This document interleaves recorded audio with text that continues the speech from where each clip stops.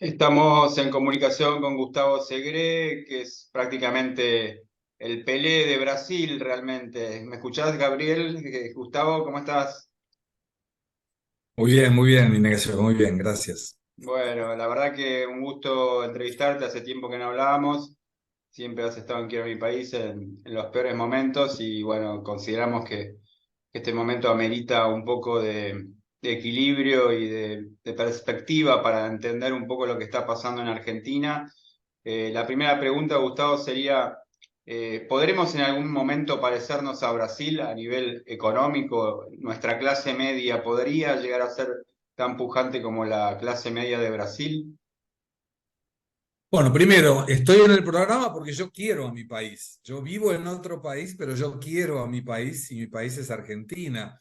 Respondiendo a tu pregunta, Ignacio, claro que podemos. La cuestión es que necesitamos más políticas de Estado que políticas de gobierno. Y aquí tiene mucho que ver la ideología y la forma de gobernar de cada uno de los gobiernos que han entrado a Argentina y te diría, me parece que el punto de inflexión que deberíamos considerar sería del regreso a la democracia a la fecha. ¿Por qué Brasil consigue tener una economía saludable? Y el secreto en eso está enero de 1999, presidencia de Fernando Enrique Cardoso, donde después de una enorme desvalorización, de una ruptura de la paridad real dólar, parecida a la que teníamos en la convertibilidad, pero tenía una característica diferente. El real en Brasil desvalorizaba todos los meses 0,6% fijo. Después de la declaración de la moratoria en el 1998 del Estado Provincial de Minas Gerais, que curiosamente el gobernador era el expresidente Itamar Franco, ahí se genera una corrida cambiaria. El gobierno de Brasil es obligado a elevar las tasas de interés. Te coloco todo esto ¿por qué? Porque estamos observando que el caldo de cultivo en Argentina es muy parecido. Desvalorización del peso, aumento de las tasas de interés. Y ahí se determinó que la economía brasilera debía in eternum, o sea, política de Estado, independiente del gobierno y de la ideología, convertirse y apoyarse en tres pilares. Y estos tres pilares eran, el más importante, superávit fiscal. Brasil tenía que tener superávit fiscal. Esto traduciendo, para aquellos que no conocen las cuestiones económicas, que la recaudación del gobierno siempre fuera mayor que el gasto. Pero para esto no había que generar un aumento de la presión tributaria. Había que generar una reducción del gasto público, sobre todo. Después el Bien. segundo pilar era independencia del Banco Central con metas de inflación. El Consejo Nacional Monetario, CMN, Consejo Monetario Nacional, estaba instrumentado por ministro de Economía, ministra de Planeamiento, que aquí existe, y presidente del Banco Central. Esos tres personajes definían cuál era la meta por inflación. Por ejemplo, en este momento es 3,25% al año, con 1,5 para abajo, 1,5 para arriba. O sea, el Banco Central autónomo tiene que generar política monetaria como para que se consiga llegar a esa meta. Y tiene autonomía para eso. Subir la tasa, bajar la tasa, generar más emisión, menos emisión, aumento de la deuda, todo lo que tenga que ver con la política monetaria. Está escindido del tema político.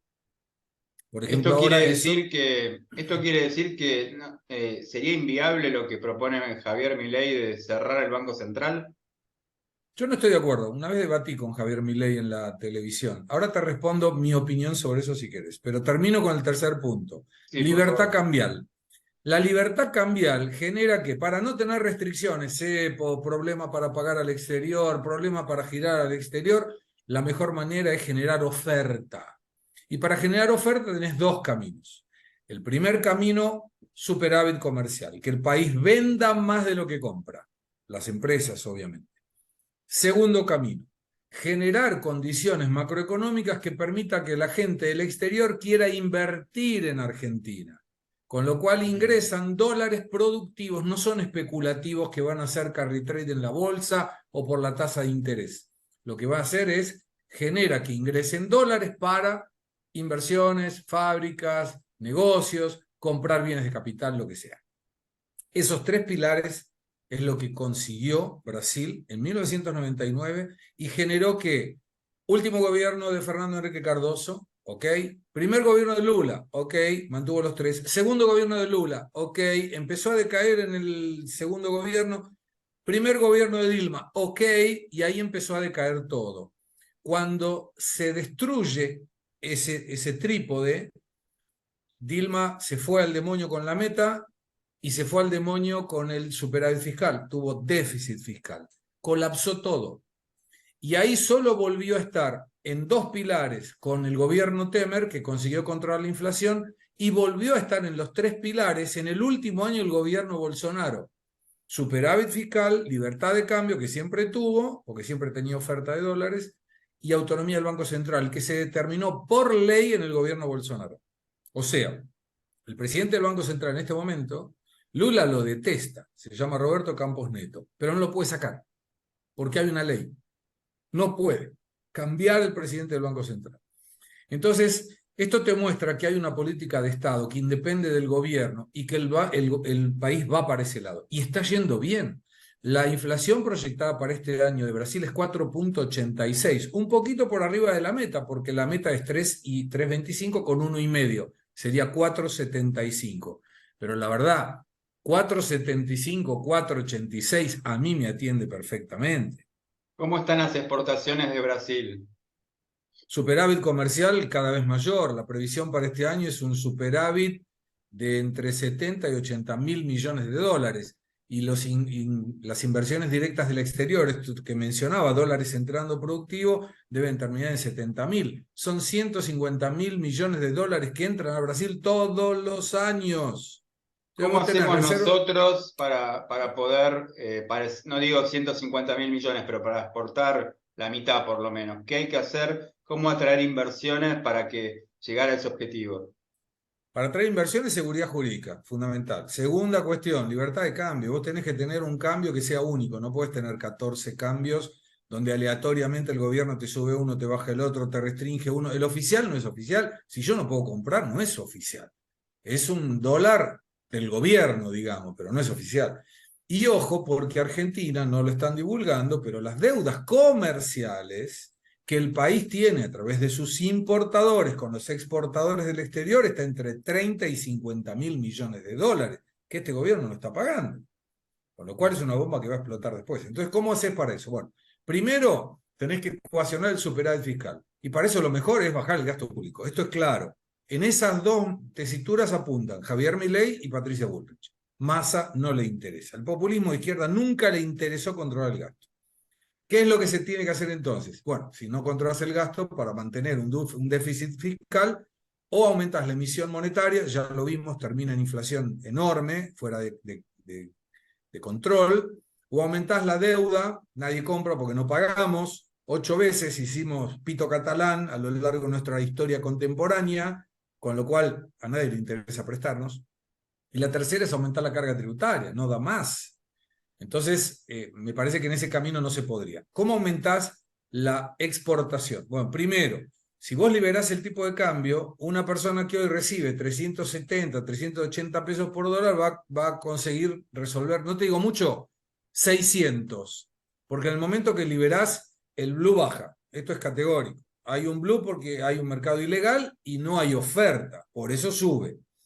En el momento que vos generás eso y ecuacionaste tu tema fiscal, o sea, estás en equilibrio o camino al equilibrio con un punto de inflexión, lo que se hace después es ir bajando las retenciones. Hoy no se puede bajar la retención porque hoy tenés un déficit primario de 2% al año, que si vos no tenés las retenciones, se va a un déficit del 6%. Las retenciones hoy configuran 4,1 de lo que es hoy el déficit. O sea, vos tenés, si no tuvieras retenciones, tenés un déficit mayor. Entonces no se puede bajar de un día para el otro, pero sí lo podés empezar a escalonar. Y nada de lo que se haga en Argentina va a ser de un día para el otro. Y eso es lo que tenemos que entender. No hay milagros. Ninguno de los candidatos podrá hacer milagro. Pero me queda una cosa muy clara. Massa es más de lo mismo. Es el único candidato en el mundo que te dice que va a resolver los problemas que él mismo ayudó a generar. Porque él era el gobierno. Sea en la Cámara de Diputados como presidente o como ministro de Economía. Y después, Bullrich o Milei dependerá del equipo económico, ¿no? La última te hago, Gustavo, y te agradezco la nota. Realmente sabemos que estás muy ocupado, muy requerido. ¿Cuál debería ser el rol del ministro de Economía argentino y del ministro de Relaciones Exteriores acá en Argentina? Para mí el ministro de Economía tendría que ser una especie de superministro para alinear sobre todo las cuestiones del presupuesto y con un único objetivo, equilibrio fiscal. No tiene que haber otro. Todos los días se tiene que levantar diciendo equilibrio fiscal, bajar el gasto público como sea. La otra cuestión en relación al canciller es apertura de mercados y acuerdos comerciales con todos los que se puedan hacer. O sea, abrir el país al mundo. Argentina es un país que tendría que estar mucho más conectado con el mundo de lo que está hoy. Pero el problema es que no tenemos mucho para ofrecer porque estamos con restricciones a las importaciones, restricciones a los pagos de importaciones. Es una calamidad. La verdad que hemos llegado a un lugar que va a costar mucho salir, pero es posible, se puede hacer. Lo importante, de nuevo, me parece que conclusión sirve esta, es generar entre todos o en la mayoría del ámbito político una política de Estado. El que no se quiera sumar, bueno, la gente tendrá que elegir si quiere una Argentina pobre, deprimente, fuera del mundo y viviendo de la